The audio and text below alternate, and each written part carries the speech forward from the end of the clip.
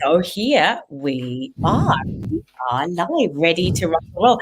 I've sent messages out to say we're a little bit behind time, so I don't know who is joining. I can't see at the moment, but we are officially online.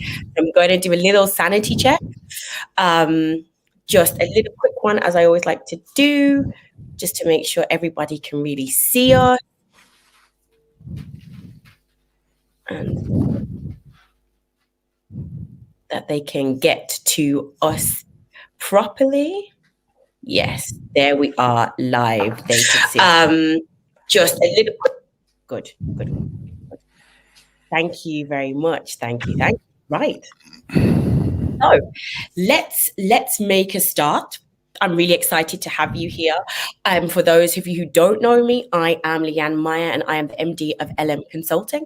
And we specialize in working with companies to help them build a robust structure to allow Black women and women of color to succeed in business. So Pierre-Yves, please introduce yourself. Tell the people who you are. Who are you? What's your journey? Clue us in. Let us know. Hello, Leanne. And first of all, thank you very much for your invitation to talk, and thank you for the opportunity. So my name is Pierre-Yves Rahari. I am based in London. I'm a co-founder and a partner at AlgoMe Consulting. We're an organization specializes in management consulting for asset managers. And that's what I do right now. Because we're a startup, I suppose, things I do in the firm are multiple. I do client engagement in consulting. I work on the strategic and business development things. I work on the marketing side of things as well.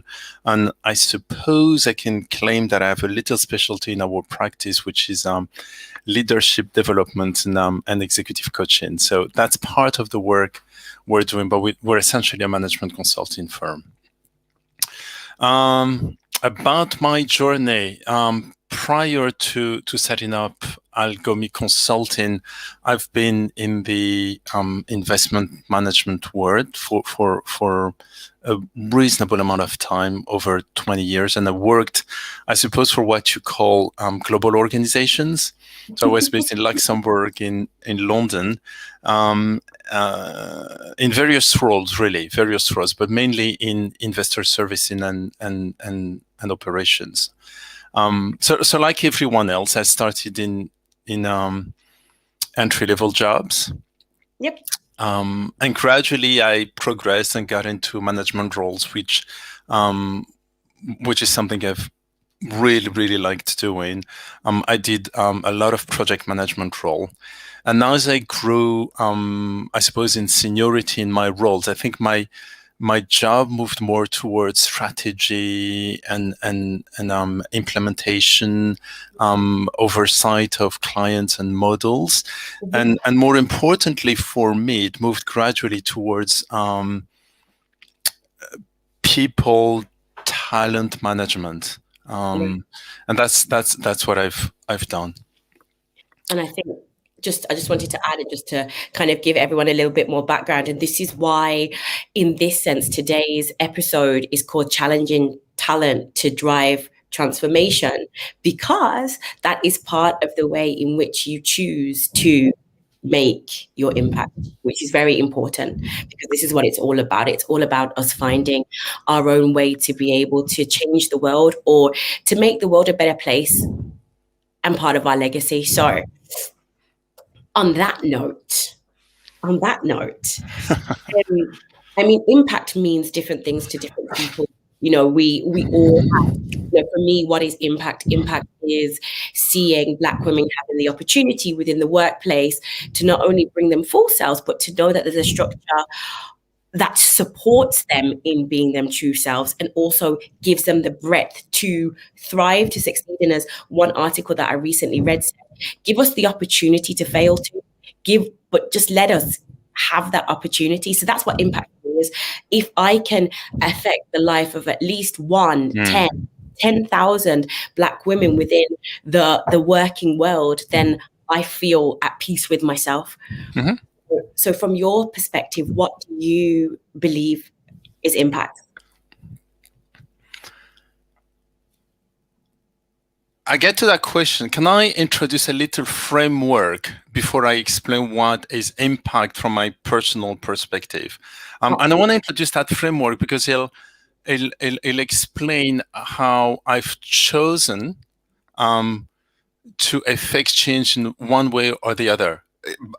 Back connecting exactly to what you said, impact is it's about changing something. So I will start with a little something. I'd say impact for me is the ability to influence or action change. So we're very much in line with the definition you said. And you can affect change on your own, or you can affect change with others. And in the grand scheme of things, if you want to affect change with others, you enter in an organizational setting. So that will be my preamble. And on the basis of that, there's really a couple questions you're going to ask, which is, what needs changing and why do you need to change it? And then the next question you're going to ask yourself is, how much impact do you really want to have? Or how much impact can you really have?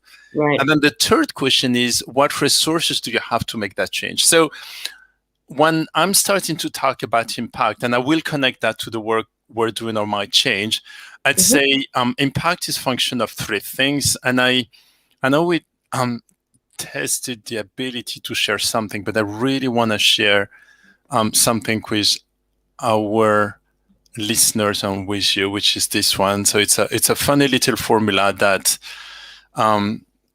we use, which is impact is a function of motivation, choices, and resource.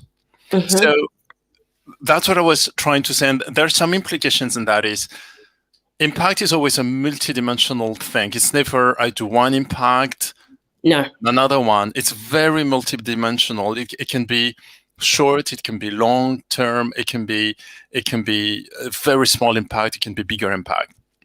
And the other implication is it's very dynamic. You can't just make an impact here and then it stops. The size, the nature of the impact you're working on can change. So that's one aspect of my response. And again, I will get to what is impact for me, but I want to introduce a second concept. So please bear with me. Okay. The second concept I want to introduce is something that we use in our consulting. So I have to stop sharing this one. I want to share this one. Leanne, where is it? This one. There we go. Right. Can we see it? We can. We can. See it. Okay, brilliant. So this is a model that we use when we do work with individual or organization. It's called, it's pompously called organizational role analysis. But what it says, it's a very simple concept saying you have people, you, me, people with whom we work, in an organization or for themselves, they get into a role. I'm a manager, I'm a producer, I am an MD in a change organization, and you work in an organization.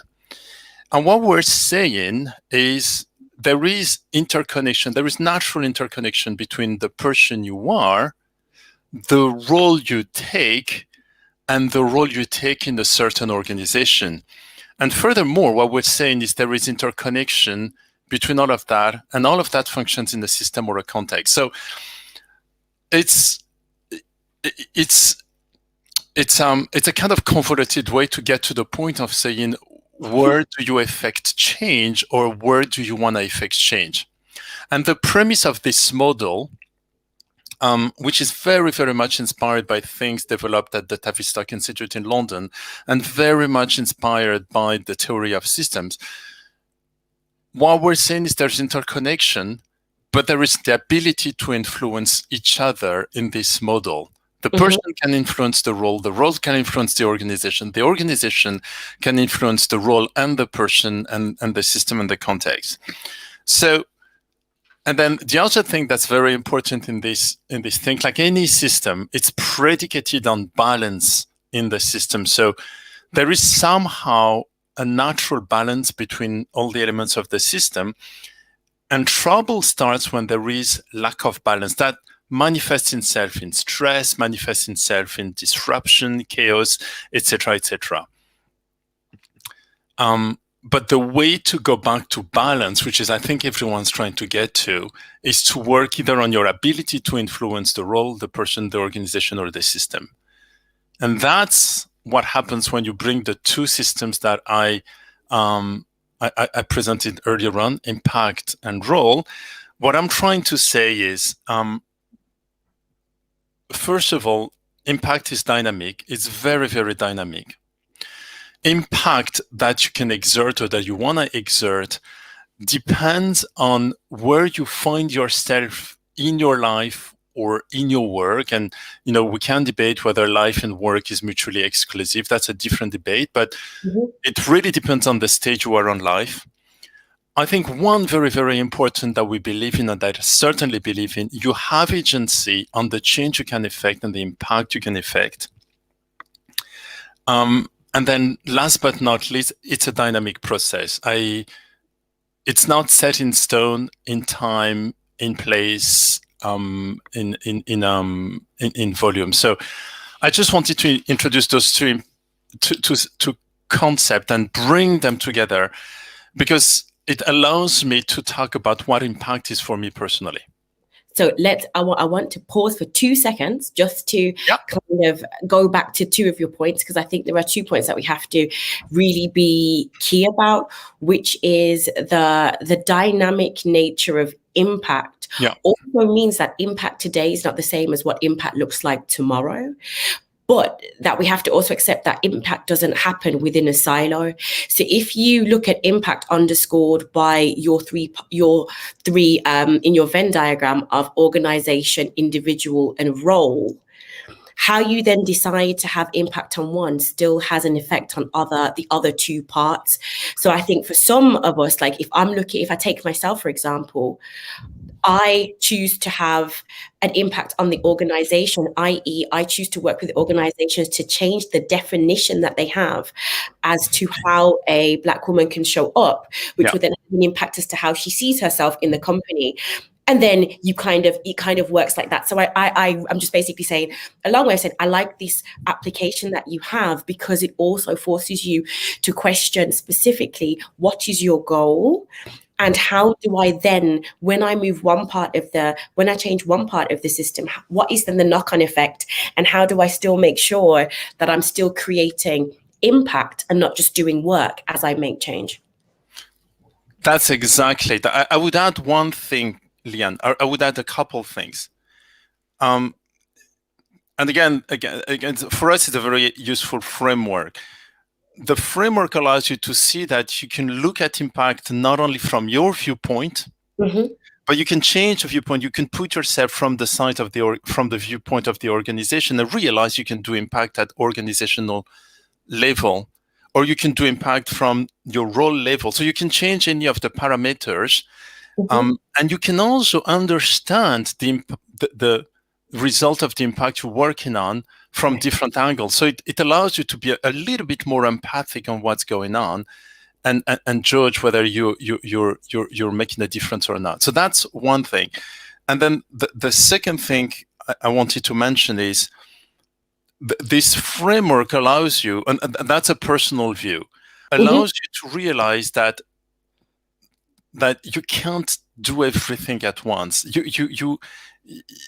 I think the impact is driven by value. It goes back to what is it that you want to change, but you can't do everything at once. So having a framework allows you to prioritize and feel comfortable about the prioritizations you're doing. Right. Voilà. Yeah. No, that's that. No, I like that. No, because the reason why I like it even more is this. When you're thinking about the value that you're bringing, as, Leanne, as Pierre-Yves, as, as members of a company, the other reality about it is that when you're looking to add value, you're not saying to people, like you said, it's not saying I can change everything across your supply chain.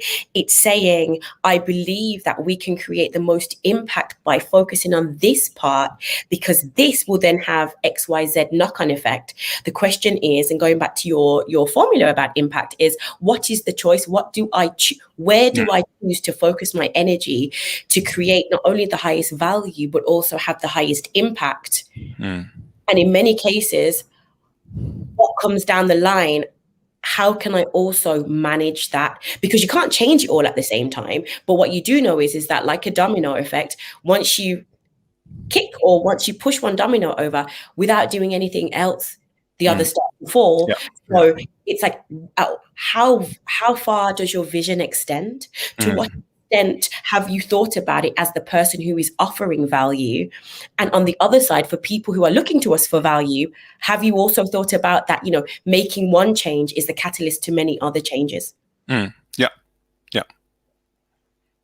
So about my choices. So that was this whole concept I wanted to share. I've made some choices, and there's some, and I'm absolutely happy to share them. So I suppose I frame it under what I think needs changing and what am I doing about it. Right. Voilà. Sorry, I have to say, can you just say that again? What is it that needs changing and what am I doing about it?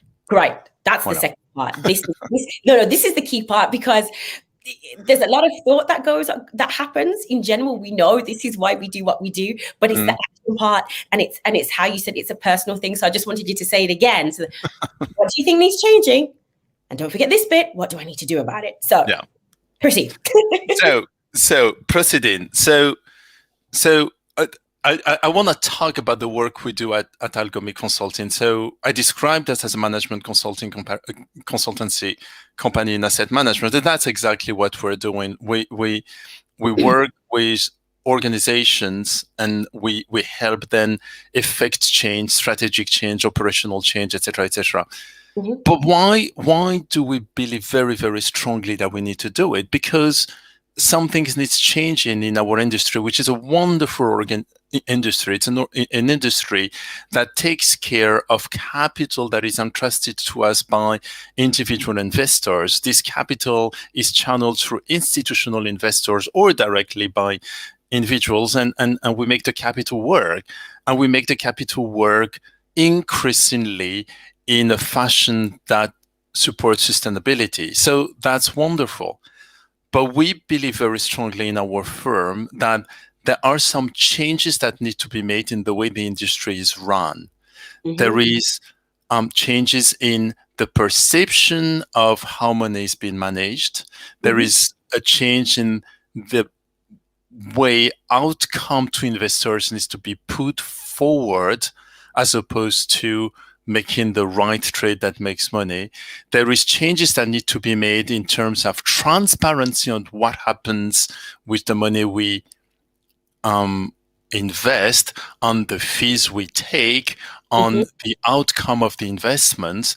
There is transparency that needs to be brought in terms of how the firms and the organizations are governed. And there is a number of changes that needs to be done in terms of diversity and inclusion in the organizations themselves.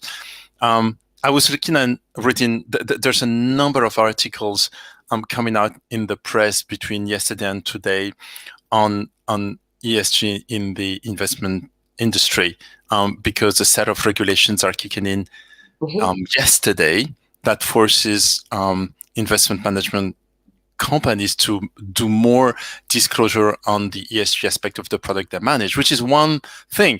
And I was thinking, reading those articles, it's interesting because I'm not sure there is anything that forces us as investment management company to disclose how we behave in an ESG fashion as organizations.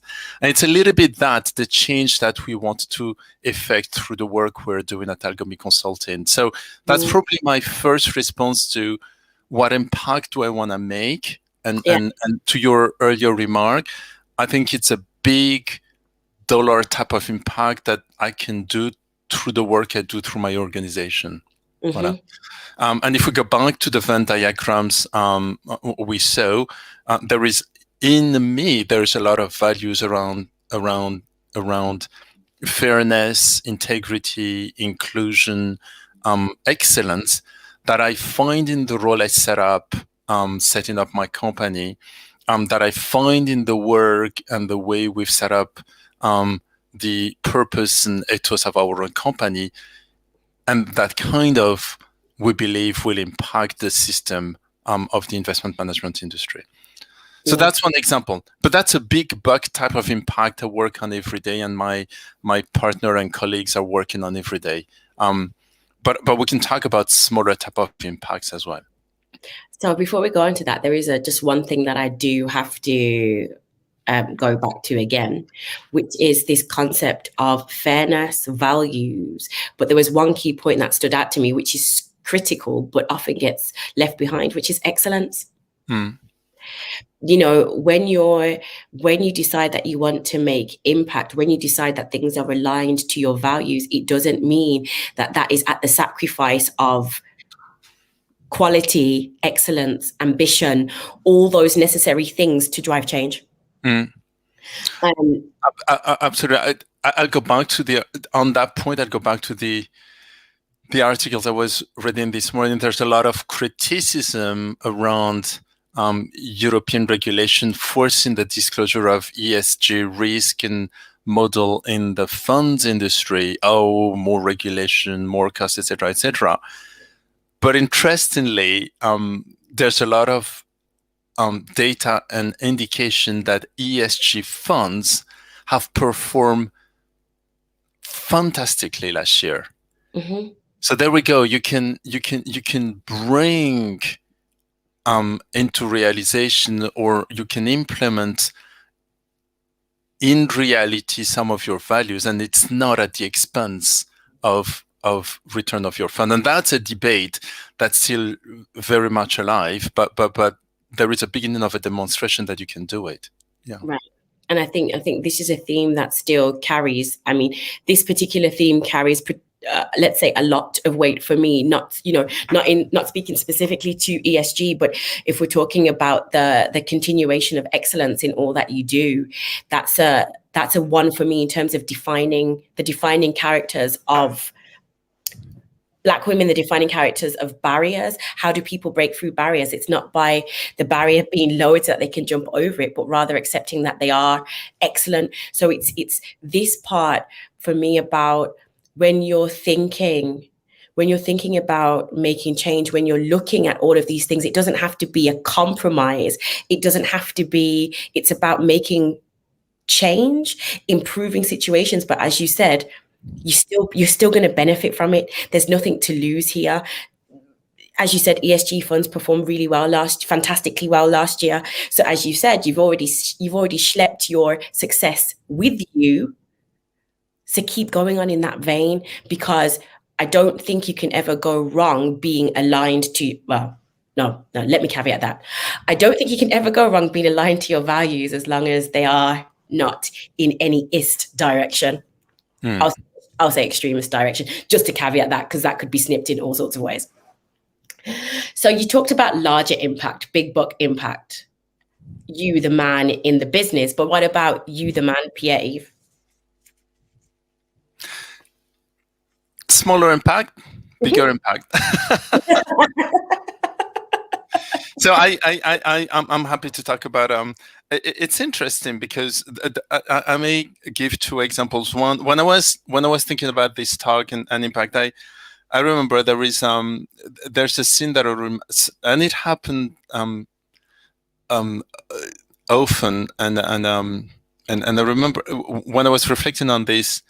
It happened often when I was a kid, and I reflected on this when I was preparing this talk, thinking, my God, my mother was already trying to make an impact in her own way, in a very simple way, when we were kids. So it just happens so. So I grew up in France, and it happens so we bear a family name that is not very usual. And sometimes in shops, people would stutter over our name or just, butcher it, literally butcher it. And I remember as a kid standing there watching my mother very calmly and with a smile telling shopkeepers, do you know what? I won't leave until you pronounce my name correctly. Are you serious? Yeah. And something like, I can read Monsieur Dupont, so why couldn't you read correctly my last name?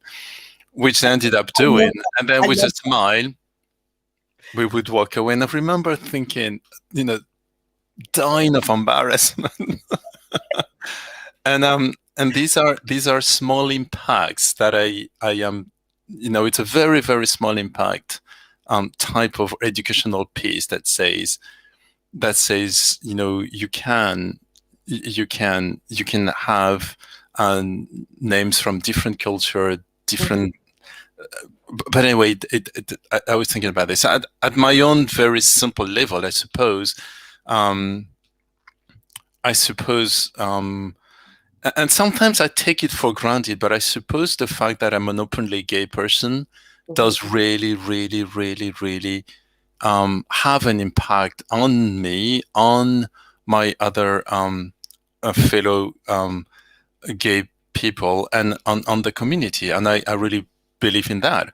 I take it for granted. I say I take it for granted because it's become, I wouldn't say a second nature to me, but it's just who I am. But when you go back to the Venn diagrams that I reference, while the system in the whole has dramatically progressed over the last 50 years, and we have to recognize that, to improve gay rights, at least in this part of the world, in the Western part of the world. I still think you make an impact as you come out as a gay person and live a life openly, personally and professionally. Yeah. So very little things, but I think means a lot to me. And that's where I go back to what I referenced earlier on, Leanne, which is you can make big things, you can make very small things, but somehow it is an impact. And you can't spend your time judging whether you should do only big things or small things. You just do. Right. You just do based on, back to my formula, your motivation, your current capacity, and the choice you want to make. Right. So thinking about that, thinking about the way the choices you have made, places that you have been, and thinking of our title, it's channeling talent to drive transformation. How have you, in your journey, been able to A, recognize your talent, but B, also use that as impetus because transformation is also impact, but how have you been able to use that to really A, push forward and, hone in on that part of you that makes you and the driver, this person that wants to always achieve more? How have you managed to do that in your career? Or when I say career, it doesn't have to be career. When I say career, I don't even mean working. Like you know what I mean, like the broad journey. Yeah, right. It's interesting because I think the common thread, to answer your double question, me and the others, for me is education. So I'll answer for me. I think I was lucky enough to be exposed to the possibility to gain education. So I was really, really lucky, and yes, I went through some fantastic education. I did a math and physics baccalaureate, but then I studied business, and more recently I was able to study psychology, and I'm still progressing in that path. So I suppose that allowed me to use a lot of my talent. Okay. And it's the other way around. I think in my journey, I've used a lot of my talent, consciously or unconsciously, and I would say unconsciously at the beginning, to go back on education, or to give back on education, so to speak. So and it started very, very, very early. I think when we prepped, I mentioned that I help younger people grow through the scouting movement. Mm-hmm. Fantastic school of life, but that's why I started to understand what educating people means, letting them grow and explore their talent, and encourage them to do that. I did a lot of mentoring in my career, an awful lot of mentoring. I did manage teams and teams of teams, so that's interesting. And more recently, I think my education model moved towards executive coaching and leadership, which is really a way for me to, I think I've moved from educating people to helping people help themselves. Right. And that's how I translate. And I think it's another way of making an impact, very much motivated by my desire to help. No, I like that. The one thing I wanted to ask you is this, though, because for me, in terms of locking into my talent, or I believe my talent is, for me, there had to be, I'm with you on education, but the other part for me is the veracity to learn. Yeah. And when I say that, the difference for me between the two is actually education in terms of like traditional education, institutional education, is something that can be offered, but it doesn't necessarily mean you have absorbed what you've learned. There's some people who have done degrees, done masters, never used them. They're just on pieces of paper. So for me, it's a mixture of being able to know what you're doing means that you have to constantly be willing to learn. You have to constantly be willing to challenge what it is you think you know in order to be able to progress. I think sometimes we can, if we can read, but reading's fine, and that's good. But if we don't learn how to apply the knowledge we have, I don't think that educates us in that sense. I think it has to be an active process of actively learning, being introspective, and sometimes listening to what sometimes the signs of life are and showing you where you should be going, and also your actual capacity. Like, what do I enjoy doing? What am I good at? What have I taken the time to learn, to challenge myself to be better at? I think it's all very active, in addition to traditional education. I can't disagree. You're like, No, because if you think, you even talked about, being the head of the Scouts, and that really put a fire underneath you in terms of understanding the value of helping others and what the value of education really is in whichever form. But it wasn't that you were potentially sitting in a classroom teaching them how to conjugate the past tense. Yeah, absolutely. And it's what happens when you help people. I'm going back to the work we do in our organization. It's what you help people do when you consult professionally or personally in executive coaching rooms.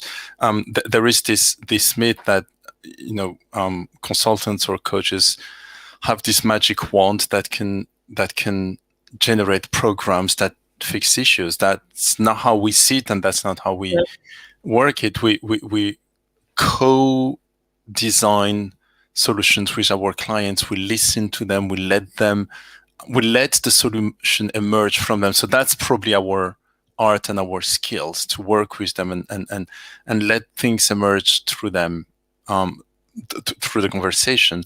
But at the end of the day, it cannot happen if there is no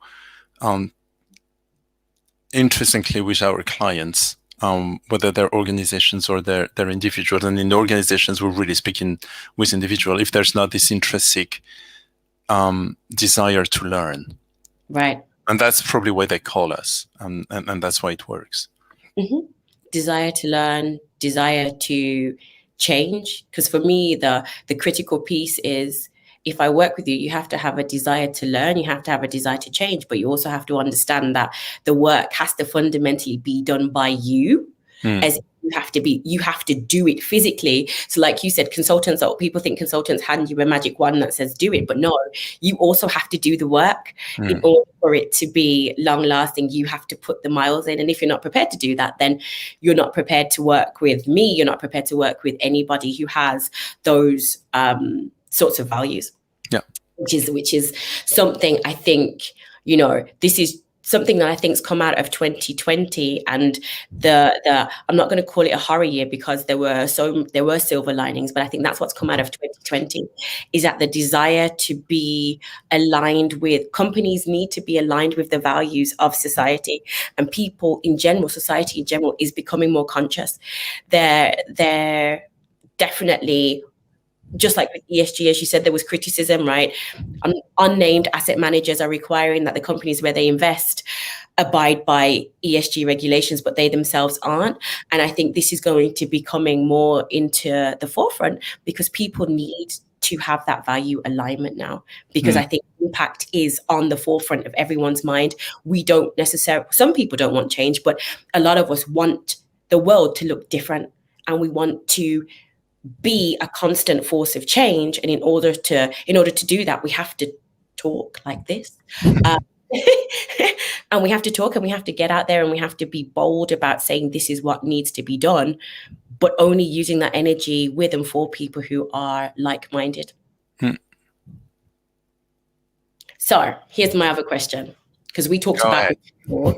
We talked about this before, and I really liked it, because I really want you to explain this cycle of drive and fulfillment, because when you explained this concept to me as to how we, I'm going to call it, move through how we elevate through the transformation change and how that all happens.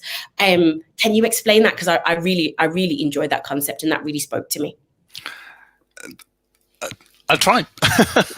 So I suppose it's some people call it the cycle of experience, and I suppose the way I was trying to explain it is how you have ebbs and flows in terms of. Let's reframe it. We're here to talk about impact and the conscious choice you make when you want to make an impact. So, and what I was trying to say is there's ebbs and flows in your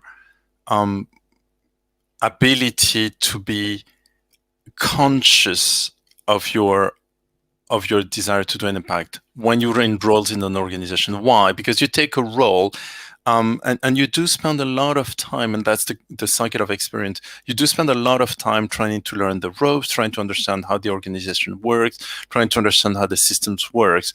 And while that is in progress, well, you're learning a job. You don't have really, you're not conscious to this desire to make an impact, and gradually as you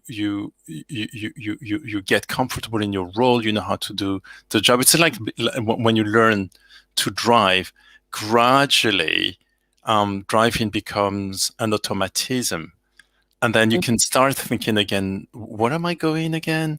What was I trying to do? Why did I take this job? Because I really wanted to make some change. And then you can start being more efficient in making the change.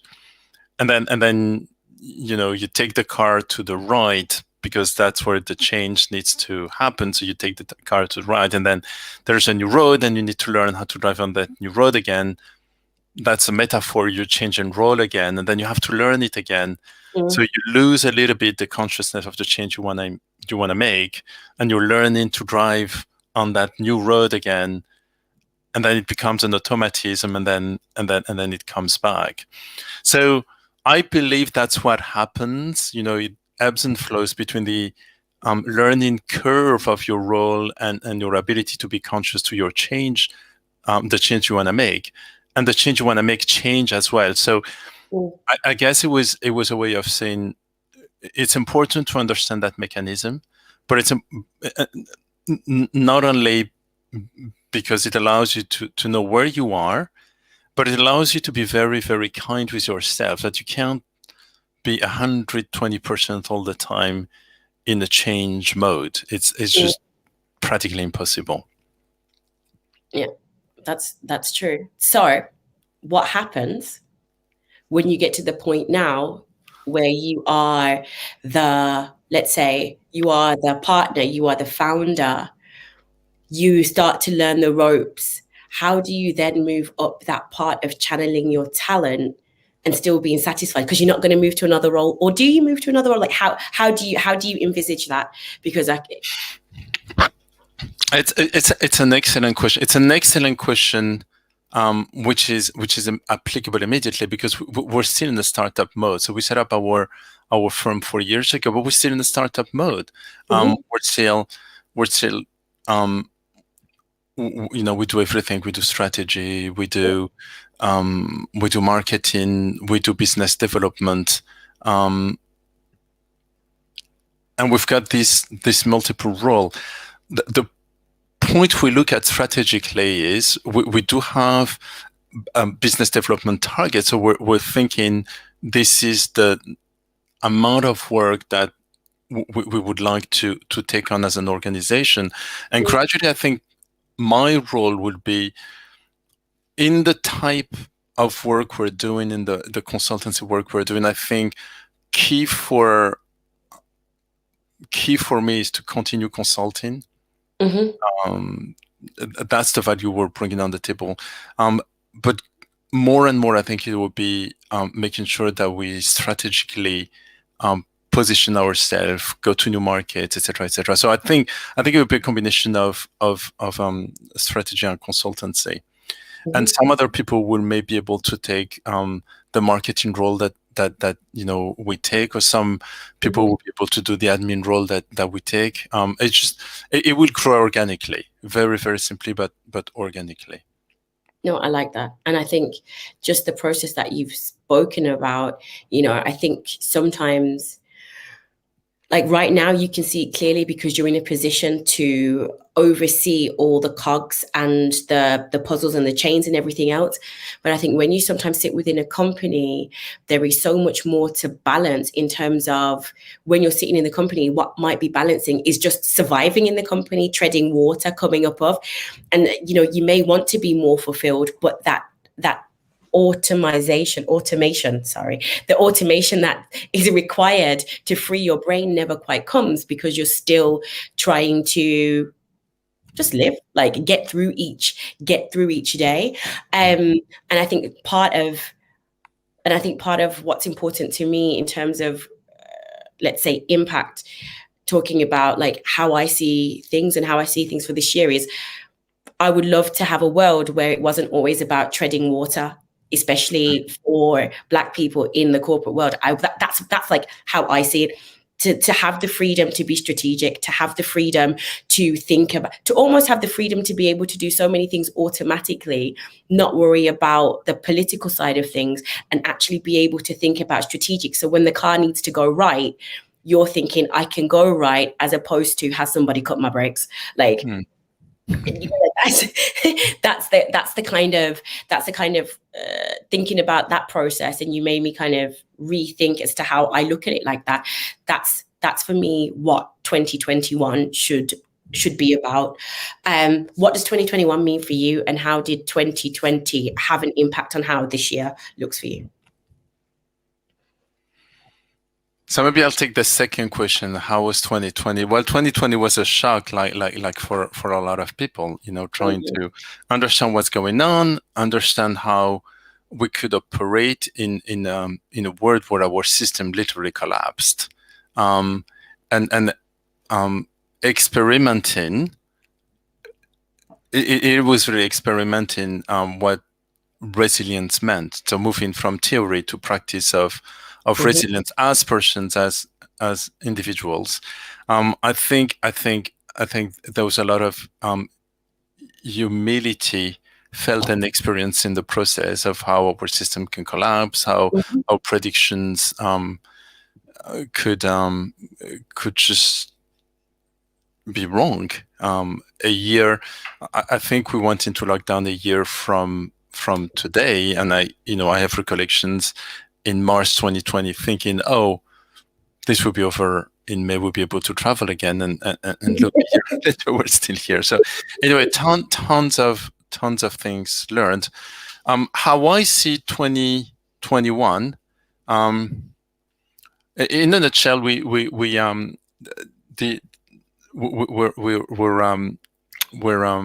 we're running a series of podcasts with our firm called titled Optimism with Caution. I think that's what 2021 will be. It will be a year of recovery from COVID, but in all aspects of life, personally, organizationally, society, etc., etc. It will be a very, very humbling. It will be a year, I think, where we're going to be just breathing a sigh of relief, licking our wounds, and see what happens. But on the back of that, I'd say we need to, without too much delay, think about the lesson learned from what happened. One being, what is the risk that we didn't see? How did we manage them by the time that we understood what it was? And more importantly, are there any other risks out there that needs to be looked into and managed? So it could be societal, it could be health-wise, any other viruses that coming out. It could be organizational, we're talking about the risk run by our system. Cybersecurity is a massive one to look into. The only reason we managed to sustain our word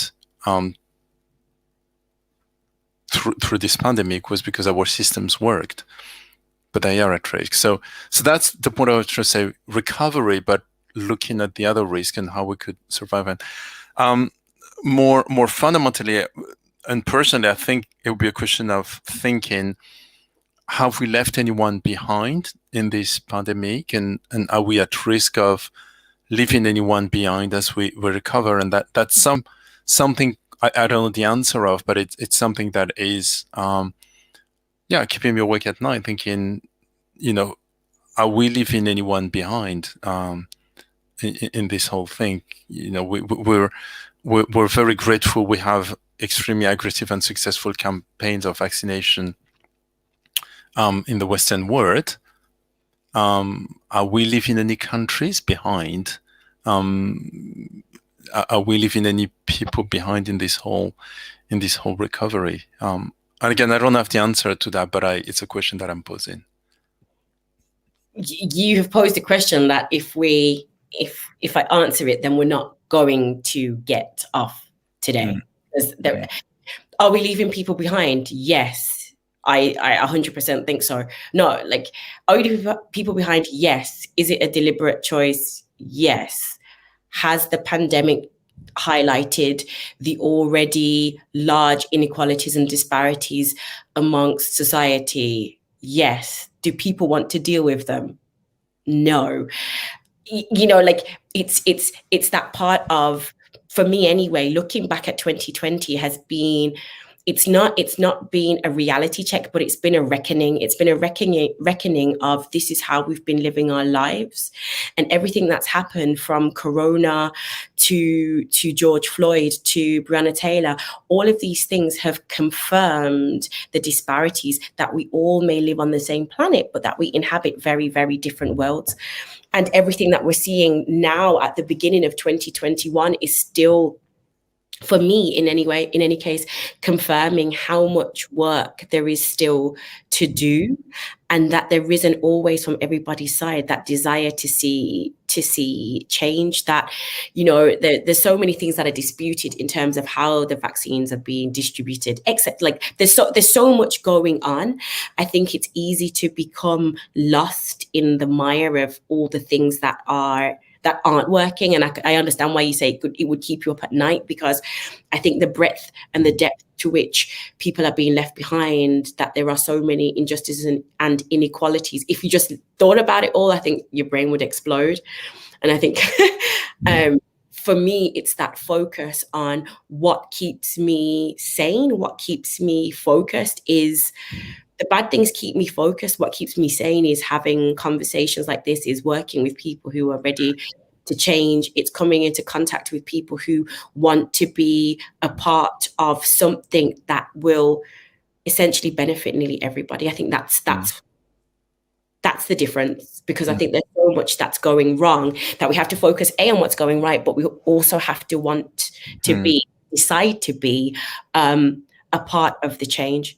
And I think that the possibilities are endless. And as I said from before, it's like, don't think about it. Don't spend too much time trying to plan how you want to make change. Just go be a part of it. I would, to keep myself sane, I think I would go back to the framework I presented earlier on, which is maybe this pandemic has brought people back in the person box. And it's been about surviving as a person, surviving the lockdown, the difficulty of being locked down, which means no contact, no social, surviving the pandemic in itself, which is try not to be sick. And if you get sick, take care of yourself, and maybe we have spent, and we are still going to spend a lot of time in the person box over the next few months. But I do have hope that once we've recovered from that, I hear the experience of people who got the vaccine. What I hear from them is the relief that they feel. Whatever it feels, it's a relief, and it could move them from, okay, now I can look away from just me as a person and go back into looking at my role in the organization and the system. Maybe we'll have to be a little bit patient and move people, and people will be able to move back into the role, changing things, having an impact, etc., etc. That's where I stay hopeful. Listen, as far as being locked down and freedom, yeah, I mean, no comment. That's all I'm going to say on that. No comment. But I agree with you, and I see your point that we have become definite. I think it's a difficult one, because I think we have become individualistic on the one hand, because you're thinking about your sanity and self-preservation. But on the other hand, I think that this has been a great time to reach out to other people and create a sense of, albeit virtual, a sense of community, and, having that feeling of being around game changers, but also challenging what you thought you knew. And also, I mean, if we went back to last year this time, would you and I have been sitting down having this conversation as to how we can channel our talent and how we're making an impact, and how we see the world? No, we wouldn't have. But I think that's been born out of the fact that we have all been in this situation together, and at a certain point you gravitate to those who think like you, who have the same desires as you, although it may be expressed in a different way. Yeah. I love this comment's especially for you. Oh, that's very kind. We don't have a copyright on this framework, so please feel free to use it. Okay, hold on. That's the wrong way around. You should say it is ours, but you can still use it if you want. Just reference me. Thank you very much. So on that note, how can everybody find you? Where are you to be found? What social media channels do you use? So we can be found on LinkedIn, AlgoMe Consulting. We can be found on our website, www.algome-consulting.com. And I can be found on LinkedIn as well, Pierre-Yves Rahari. Very easy to find. Perfect. And through you? Pardon? And through you? and through me. Just find me and you will find Pierre-Yves. But thank you so much for sharing your framework, your formula, how you approach things, how we can really try and tune into our talent, what it means to really dial into and lock into our impact, and how we can really use that going forward by just taking a different approach, taking a step back and looking at how we want to make an impact, where we want to make an impact, but understanding that it is dynamic and it's a living beast. And thank you for your invitation, Leanne. My pleasure. So thank you very much. And we will be back soon, and I will share Pierre-Yves' contact details shortly. Bye.